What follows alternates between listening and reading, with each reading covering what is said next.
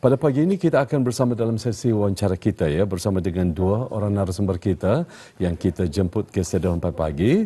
Alhamdulillah mereka telah pun bersama kita pada pagi ini ya. Ya, kita akan membincangkan mengenai dengan ekosistem rasa, Ya. iaitu The Gula Anau Story, dan kita bersama dua narasumber kita pada hari ini bersama Yang Mulia Tuan Shafi Halim, pengarah bersama. Assalamualaikum Tuan. Waalaikumsalam. Sihat ya?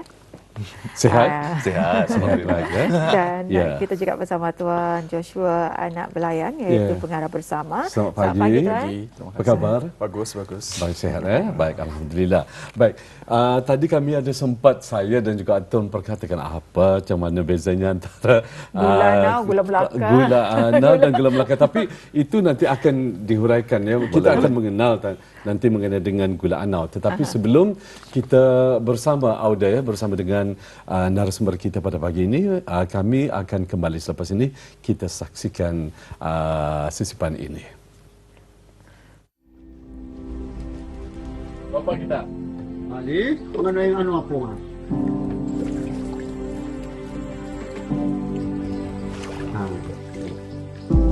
Tapi ano ane, bang nana, macam untuk guluhan nawan bukan untuk kaya, untuk kecukupan hidup. Untuk kecukupan hidup.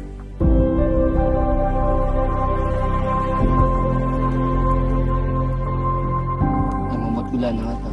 Cik Anis saja dia. Yang lain semua sudah datang lah.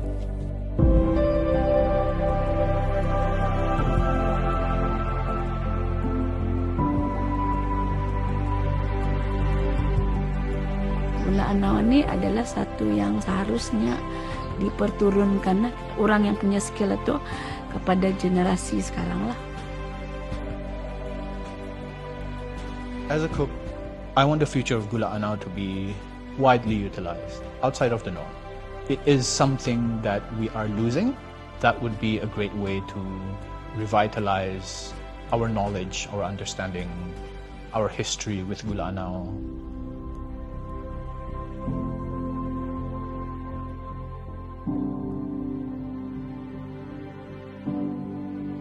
Jadi cerita hapusnya budaya dan tujuh pokok ini memang dari awal sudah nih. Inilah yang secara perlahan tapi pasti menghapus budaya kita nih.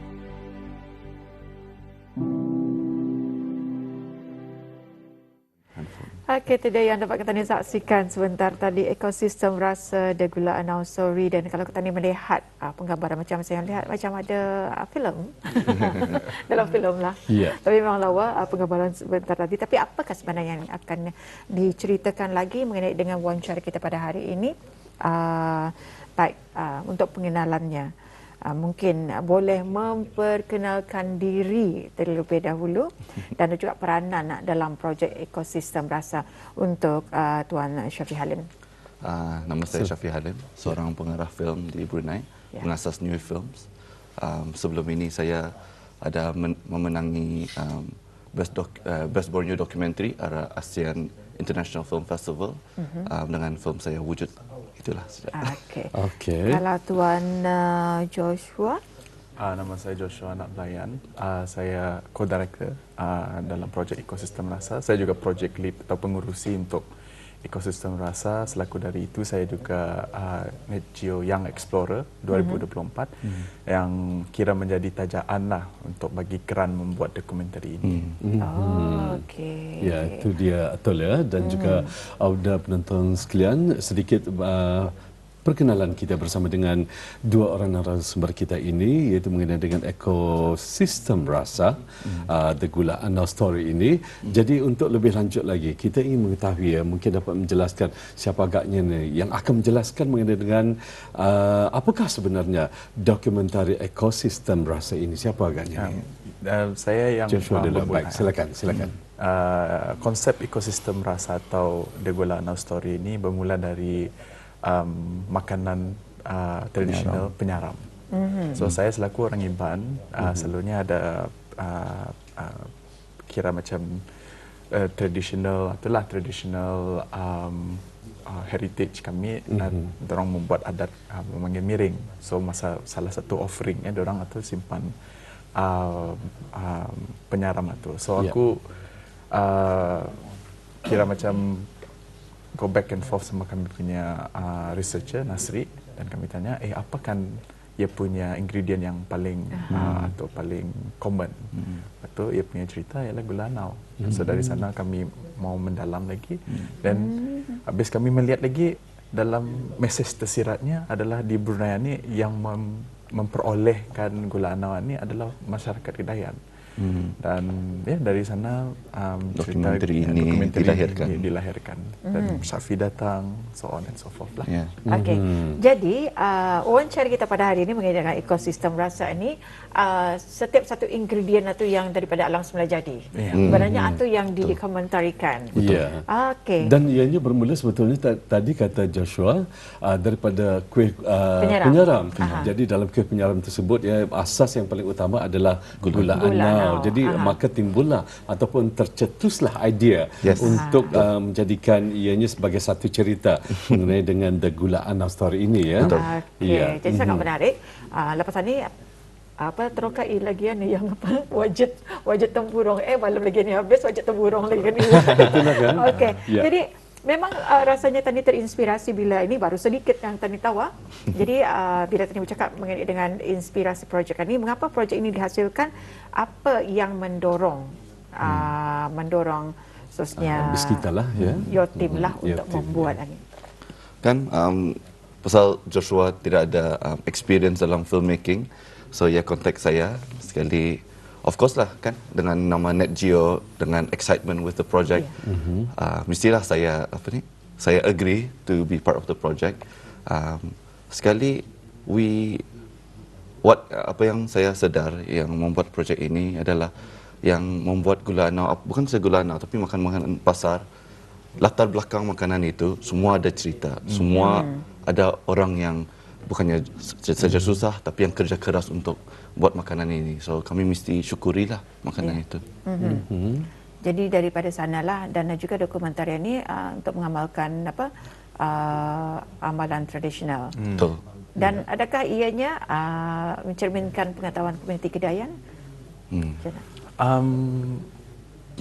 Ya, so kalau kita ni pull back sekejap, kan masyarakat Kedayan pada masa dahulunya memang agriculturist, ya, pekebun, ada dusun, dan salah satu produk yang mereka memperoleh gula anau, among ada ting beras apa semua.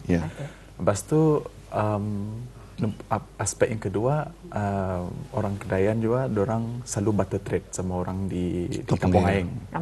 So kami kan basically mengambil lensa relationship between orang Melayu Brunei sama orang Kedayan, dan dia punya berdagang kan, exchange. orang Melayu Brunei di Kampung Air, dorang ada lauk. Lepas tu di darat, orang Kedayan ada beras, ada gula anau. So manisan, so dorang barter trade. So relationship itu ada satu yang kami kan feature lah dalam dokumentari itu. Ya ada ceritakan lebih meneliti lagi. Okey. Baik, tadi kita sebetulnya kami sempat bersembang sedikit bersama dengan dua tetamu kita ya, bersama dengan Syafi dan juga Joshua mengenai dengan video yang sebentar tadi kita dapat saksikan antara peranan-peranan ataupun pemegang peranan sebentar tadi. Sebetulnya kata Syafiq ada melibatkan orang luar juga daripada penduduk daripada Limbang, Sarawak ya. Jadi mungkin dapat menceritakan kenapa tidak melibatkan daripada orang tempatan Ketani sendiri. Macam sedikit mungkin jadi penonton kita di luar sana faham ya, secara rincinya apa yang berlaku. Okey. Kami bercuba sampai exhaust semua kami punya empat daerah sudah mencari. Memang mencari dalam konteks dekat di Brunei pun. So kami punya last option sebenarnya kan terbang ke Kuching mengambil film proses itu, tetapi atas kerajinan, atas our research team si Nasri, ia scroll TikTok, berjumpa video dari Limbang, dari Limbang. Lepas tu ia kontak, melalui Facebook, lepas tu jumpa ni si Bini sama si Buntar.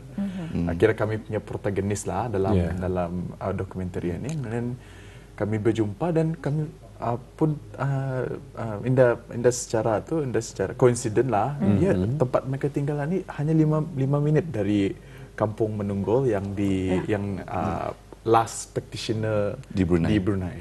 So ceritanya pun walaupun dipisah oleh border, ia punya culture tu masih sama. Walaupun dua tempat 5 minit, tapi ia punya praktis satu. Memang satu kampung tu. Naratifnya kira macam itulah. Kampungnya memang pembuat atau penoleh itulah gula anau. Dalam dokumentari ini juga kami ada interview lah dengan yang last practitioner di Brunei itu. Kenapa Indah dapat continue dengan buat gula anau ini. Ada juga ia punya, memang bukan cakap ada pihak ketua kampung ke pihak kerajaan macam menolong. Memang ia dalam dokumentari ini pun juga dia explain secara terperinci lah kenapa ada buat inisiatif dulu ni mungkin 10-15 tahun yang lepas. Tapi ada catch on, ada orang akan membuat lah pasal kerjanya payah. Jadi tuan berdua ingin fokus kepada ekosistem dengan gula anau ni lah. Okey. Bila kita bercakap mengenai fokus gula anau, mengapa gula anau ni menjadi pilihan fokus utama? Okey, pasal kalau kami melihat Bruneian cuisine kira kan balik-balik pasal nasi katok, pasal ambuyat, even kalau sekiranya kan YouTuber luar datang ke Brunei atau saja balik-balik. Pasti itulah. Kami suka ambuyat sama nasi katok. Saya hari-hari makan nasi katok, saya minat. Tetapi kami mau membagi highlight kepada cuisine culinary yang tidak di pay attention tu lah, dihayati lah sepenuhnya. Kira macam memang dalam matlamat kami dalam projek ini juga untuk memberi atau menyuarakan tradisi yang mungkin akan hilang. Dan dalam dokumentari itu dia basically tayangkan apa faktor yang menghilangkan. Bukan saja hilang tapi kan dilupakan. Kalau kami tidak ada buat dokumentari ini kan gula Melaka atau gula apa lainnya, tapi sebenarnya lain berbeza, rasanya sudah lain, teksturnya lain.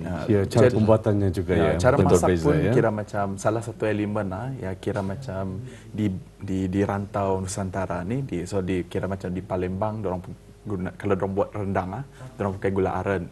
Kalau di Melaka, dorang pakai gula Melaka. Kalau di Brunei, sebenarnya orang pihak sini dorang pakai gula anau. So, ia punya rendang di setiap geografi ada rasa. So, kalau kita tidak feature gula anau, dan makanan yang sangat synonymous ke benua Nusantara ni, hilang contoh saja. Aku pun sebagai orang yang bukannya minat berhabis pasal gula anau punya history masa Joshua bercakap sama saya pasal dokumentari ini, saya tidak tahu apa-apa pasal gula anau ini. Saya pun belajar lah. Tapi banyak juga orang sebenarnya banyak popular item yang moden juga menggunakan gula anau sebagai ingredient asas. For instance, Tasty Special. Gula yang Tasty Special tu sebenarnya gula anau special kan. Tapi orang tidak tahu kan daripada gula anau. So itu kira macam memberitahulah juga ada juga makanan-makanan yang atau minuman-minuman yang famous pun menggunakan gula. Tapi memang true enough lah dalam nyorang sama-sama pihak BIS kita mengusahakan dokumentari ini, nyorang antara usaha Ketani selaku rumpun Melayu terutama sekali di Borneo ini agar ianya tidak pupus di telan zaman, kerana mengikut kata Tuan Syafiq dan juga Tuan Joshua tadi, ianya dikhawatiri akan hilang begitu saja tanpa diberikan satu nyorang pendedahan khusus, terutama sekali dalam pendedahan yang telah pun diusahakan menerusi filem yang di Ketani kongsikan seperti tadi. Jangankan kalau Ketani tanya anak-anak Ketani masa ni pun mereka kurang faham dan kurang mengetahui apa sebenarnya gula anau, apa bezanya gula Melaka. Kami sendiri pun keliru. Difahami.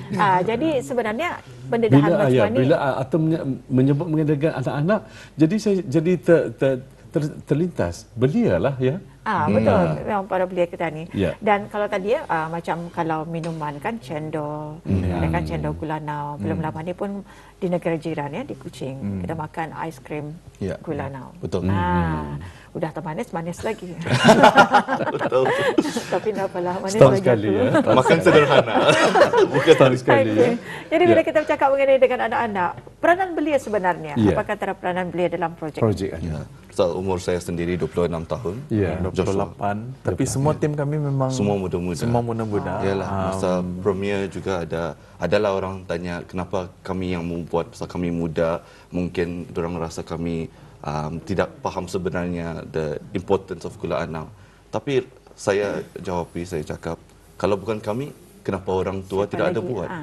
Itulah sekalinya kami kerja keras dengan kami punya niat yang pure untuk good intentions, untuk menolong orang di Limbang, untuk menolong Gula Anau ini. Pasal saya rasa orang belia, kami kurang faham, tapi sebenarnya kami ada hajat tu dan hasrat Mencari untuk tahu menolong lah. sebenarnya. Betul, untuk mencari tahu, betul. Kami Curious. itulah bertindak. Kan saya selaku pengurusi atau co-director masa tu bounce idea kan, dari bounce idea cakap, boleh ni buat dokumentari. So dari sana cari. Kalau walaupun kira macam di sini ada kengkangan kira macam bab mencari tajaan lah. So kami cari di luar. Dan kadang-kadang mungkin itulah idealisme orang muda. Kalau sini dapat, cari tempat lain. Yes, betul. Tapi memang dicari, diutamakan di negara sendiri terlebih dahululah. Ya, betul. Baru ketani ke luar negara. Tapi memang umumnya ketani ingin memberikan perkara ini dan juga memberikan pendidikan ini kepada generasi yang akan datang. Betul sekali. Ya, bila memperkatakan mengenai dengan orang tercetusnya idea tersebut ya. Jadi bila menyebut mengenai dengan idea, telah timbulnya idea. Jadi berapa lama masa untuk orang ketani jadikan ia sebagai satu merealisasikan ianya sebagai satu filem dokumentari? Perbincangan bersama mengambil berapa lama masanya? So akhirnya Joshua agak saya, tapi kami mesti pitch dulu kepada Net Geo dengan projek ini. Itu dalam ujung tahun 2024. Sudah kirakan. Agak 2 tahun atau 3 tahun. Ya, tapi ada masa untuk kami dapatkan ni, indahkan ni. Sekali sudah kami dapat awal tahun 2025. Ya, bulan Februari. Ya, bulan Februari. Setelah membuat research. Itulah semakin physical research lah. Tapi dia punya duration kira untuk dari mula sampai akhir kira 11 bulan lah. Ya, pasal Net Geo bagi limit lah mesti setahun. Dia punya grant period itu 1 tahun lah. Tapi kami tu je lah, kami pun bertuah pasal dokumentari ni ia ada research, back research, published research. So kami dapat buat research lecturer UBD Dr. Merlin. So dapat buat researchnya secara terperinci dari pihak kami sendiri lah. So kami mengambil permission dari Dr. Merlin. Dia pun mau itulah dalam dokumentari ini pun dia pun ada tu. So kalau ada dokumentari ini mungkin indah menjadi. Betul. Yalah, dan kami juga untuk bagi itulah perspektif saya punya dokumentari yang menang Best Borneo Documentary itu kami membuat 2 tahun setengah untuk membuat. Ini mengambil masa 2 tahun setengah ya? Ya, ini setahun saja. So sebagai editor dan pengarah bersama kami itulah stres lah sikit untuk mencapaikan deadline tu. Tapi alhamdulillah akhirnya sampai dan akhirnya public boleh. Ya, seolah macam kira macam diamond kan kena pressure kita ni create art. So basically memang banyaklah saya sebagai pengurusi pun kerja saya mostly project management. Ani bila siap. So kadang-kadang mungkin agak terkasar kadang-kadang. Tapi memang projek macam tu kan. So dia punya time crunch pun memang 1 tahun. So betul. Kalau sebagai pengurusi Indah memberitahu, menyampai dan apakah pengurusi itu membuat kerja macam Jadi banyak cabaran lah. Banyak cabaran juga. Mesti ada kebenaran Jadi banyak proses-prosesnya untuk menghasilkan film dokumenter ini, tapi sangat berbaloi lah kalau kita lihat. Jadi itu daripada segi kerjasama dan sokongan. Mungkin projek ini melibatkan banyak pihak. Kalau tadi diterangkan, jadi mungkin lebih rinci lagi boleh jelaskan siapa yang terlibat sama dalam menjayakan dokumenter ini. Filmnya dibuat oleh company saya, New Wave Films. Sekali yang itu Impact Partner, kita ni kreatif. Selain itu, kita ni juga ada dapat Deals Cafe. Dia kena feature juga. Ia kira macam orang yang menggunakan gula ana untuk explore cuisine baru lah. MBB sama KKBS. Majlis Belia Brunei selaku sama KKBS juga telah Ayan Brunei. So ini kira macam partner kami lah. Ada juga kira sokongan untuk kami punya upcoming kira macam apa nama ni, fine dining kira. Kami ada buat makanan menu yang diperbuat dari gula anau. Semua gula anau, 4 course cuisine. Fine dining lah. Ya, Deals Cafe. So basically orang yang membuat itu pun dia tu juga di dokumentarian ni juga. So kami punya documentary experience ni full loop. Kira macam dari tayangan, dari research. Habis tu kalau lapar lihat makanannya boleh makan juga. So jadi daripada awal mencari, dan tu prosesnya membuat gula anau tu sehinggalah ianya dijadikan hidangan. menu. Okey, itu memang lapar parut tu lapar hati. Jadi mungkin sedikit tentang kepentingan dokumentari ini mengikut sudut pandang daripada kita berdua, macam mana tu kepentingannya? Kan ada orang tanya, kalau boleh saya cakap dalam English lah soalannya, kenapa tradition ini dying kirakan. Tapi dalam perspektif saya sebenarnya bukannya tradition ini dying pasal modern nice world ini, tapi it's sebenarnya pasal kami evolving bah. Kan? Kami mesti evolve dengan modern world kan, bukannya ketinggalan. And then kami sebagai generasi baru yang again bercakap English ni, kami ada perspektif yang interesting lah pasal kami mau memahami kami punya culture, tapi ada ada gap, ada distance tu untuk kami examine, untuk explore. Macam kalau mau explain, kalau kami pemain bola, lagi senang examine main bola kalau nampak padang fullnya daripada kalau kami dalam padang itu. Itulah. Ialah ada dari manager. Pandangan agak berbeza kan? Dari dua arah ya. Dua Itulah arah kami berbeza. nampaklah culture tu boleh belajar.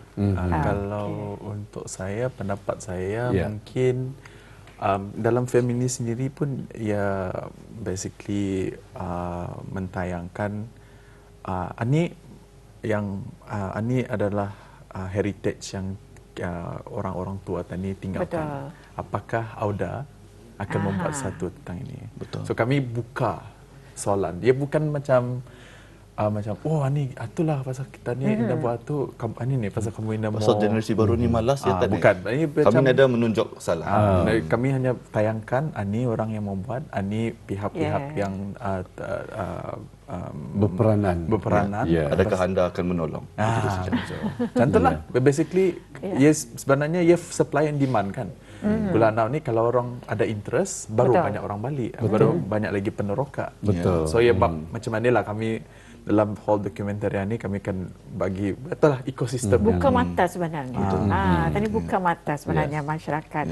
Ini secara umumnya lain dah kira dari mana asal kita ni. Jadi inilah ya ada penonton ekosistem rasa The Gula Anau Story. Baru tadi tahu apa storynya. Jadi perancangan seterusnya. Ini Gula Anau. Lepas satu next apa? Itu Joshua punya jawapan. Kalau boleh review ke Ida. Cuma ada 2 minit lagi. 2 minit. 2 minit. So memang ada, tapi ia tertakluk kepada tajaan juga. Tapi awal ni untuk dokumentari ni kira macam proof of concept. So sekiranya lah ni kan ini tajaan dari Net Geo. Mana tahu kita dia cakap cantik usulnya. Mana tahu kita cakap cantik usulnya. Kalau dorang pun terpakai, mungkin dorang bagi lagi, mungkin. Kalau Net Geo pun orang lain pun boleh. So lah ni kira macam siapa partner atau yang mau membiayai boleh juga tajakan next episode pun boleh. Kami ada, tapi nak mau spoil pasal kalau spoil indah tiada. Surprise. Untuk pasal kami bukan saja mau sekarang Net Geo Project Brunei ini kami saja. Kami mau orang lain juga mau explore dan because bukan kami saja yang talented filmmaker di Brunei ini, banyak lagi sebenarnya. Tapi opportunity itu bukannya hari-hari datang. Betul. Sebagai untuk saya, opportunity datang saya ambil kan. Saya mau membagi opportunity itu insya-Allah kepada orang lain insya-Allah. Dan sebenarnya salah satu lagi kenapa Net Geo Society memberi grant ini pasal mereka mau tahu hidup orang-orang Brunei yang keluar dari potret social media, berita luar apa semua. So apakah kediaman, apakah perhidupan manusia yang tinggal di Brunei? Tapi masih samalah ekosistem. Masih sama ekosistem. Dan sedikit penambahan durasi mengenai dengan durasi dokumentari ini mungkin dapat dikongsikan bersama. Berapa jam? 1 jam. Dengan penyiaran sinematografinya yang sangat menarik tadi, baru mula-mula ditayangkan tadi, wah Ketani pun merasa ianya bukan satu kerja yang suka-suka ataupun ringan-ringan, tetapi jelas ianya dilaksanakan dengan begitu teliti sekali dan penuh dengan perancangan. Tahniah kita ucapkan kepada Tuan Syafiq Halim, merupakan pengarah bersama, dan juga bersama kita pada pagi ini Auda, iaitu Tuan Joshua Anak Belayan, merupakan pengarah bersama juga untuk menjayakan ekosistem rasa The Gulanau story ini ya. Jadi apa yang kita harapkan dengan perancangan yang akan datang tadi ya, telah pun dikongsikan bersama, semoga ianya tercapai insya-Allah. Amin. Dan melibatkan para belia kita insya-Allah di tempatan sekali, terutama sekali orang tempatan kita ya, insya-Allah mudah-mudahan. Jadi terima kasih kami ucapkan. Terima kasih atas Assalamualaikum. Waalaikumsalam.